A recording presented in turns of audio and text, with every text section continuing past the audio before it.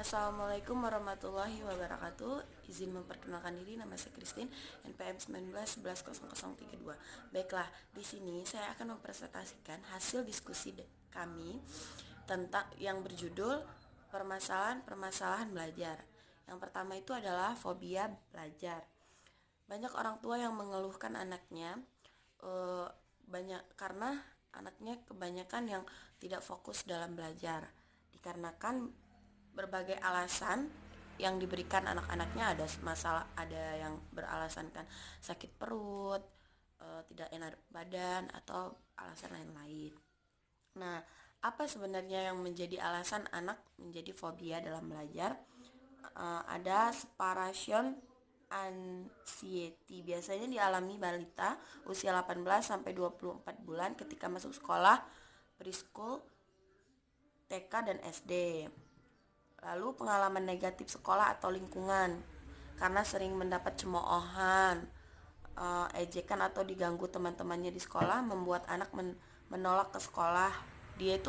Anak itu merasa kesal, marah, malu, takut. Jadinya dia beranggapan bahwa malu untuk bersekolah, takut. Lalu yang terakhir ada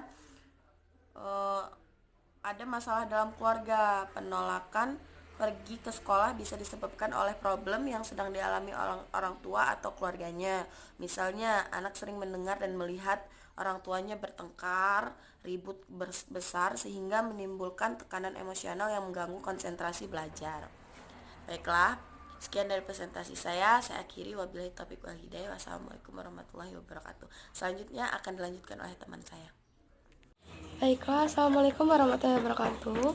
Perkenalkan, nama saya Alsa Fitri, NPM 19110024. Baiklah, di sini saya akan melanjutkan presentasi dari sahabat saya tentang kegagalan dalam sekolah. Di sini ada beberapa faktor kenapa orang gagal meraih prestasi. Yang pertama itu karena memiliki keyakinan yang salah. Yang kedua itu tujuannya tidak jelas. Yang ketiga tidak yakin. Yang keempat itu tidak memiliki strategi yang tepat. Kemudian yang kelima, tidak memiliki program belajar.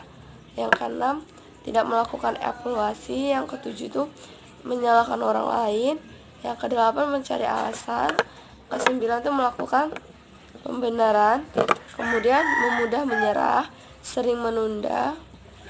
Nah, itu merupakan beberapa faktor kenapa orang sering gagal dalam meraih prestasi.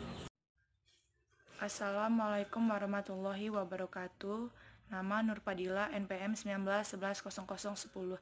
Di sini saya akan melanjutkan materi yang telah dibacakan oleh teman saya. Perilaku mencontek. Perilaku mencontek adalah melakukan ketidakjujuran atau fair dalam rangka memenangkan atau meraih keuntungan. Salah satu faktor mencontek adalah rasa kurang percaya diri siswa terhadap kemampuan yang dimilikinya. Di sini juga ada materi burnout bersekolah. Burnout diartikan sebagai hilangnya motivasi dan dorongan secara total, yang menjelaskan burnout sebagai kondisi kelelahan mental dan fisik atau masalah-masalah terkait pekerjaan. Sekian, terima kasih. Baik, sebelumnya selamat pagi. Perkenalkan, nama saya Niwairka Yohana dengan NPM 19110038. Di sini saya akan melanjutkan presentasi dari rekan saya, yaitu motivasi rendah.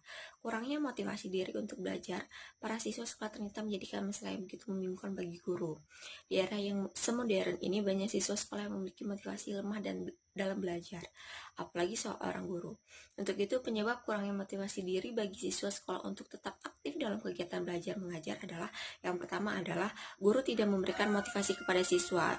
Yang kedua, siswa tidak menyukai cara pengajaran guru. Yang ketiga, siswa tidak menyukai mata pelajaran tertentu. Yang keempat, siswa bermasalah. Yang keenam, kurangnya perhatian orang tua di rumah.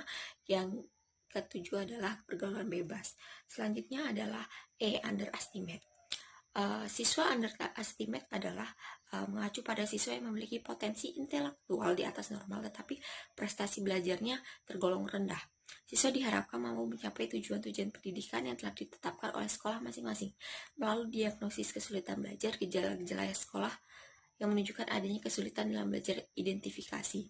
Dicari faktor-faktor yang penyebabnya dan upaya jalan keluarnya. Baik, mungkin itu saja yang bisa saya sampaikan. Saya akhiri dengan selamat pagi. Assalamualaikum warahmatullahi wabarakatuh. Izin memperkenalkan diri, nama Maya Fitri, NPM 19110008. Baik, di sini saya akan melanjutkan materi dari teman saya, yaitu G. Prokrastinasi akademik.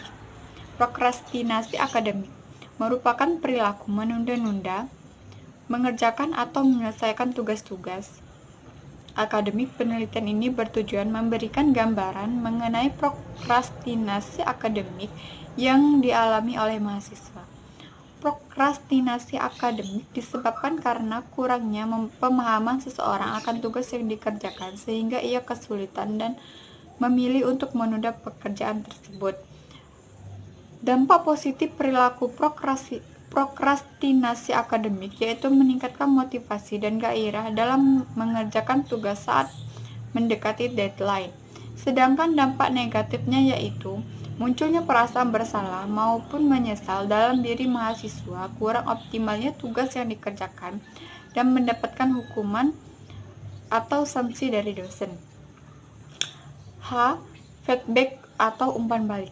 Tujuan utama dalam pemberian feedback atau umpan balik adalah membantu mereka yang ada pimpin memahami apa yang berhasil dan apa yang tidak, serta memberikan saran bagaimana cara agar mereka bisa bergerak maju dan tidak mengulangi perilaku negatif. Baik, sekian yang dapat saya sampaikan. Apabila ada salah kata, saya mohon maaf. Wassalamualaikum warahmatullahi wabarakatuh.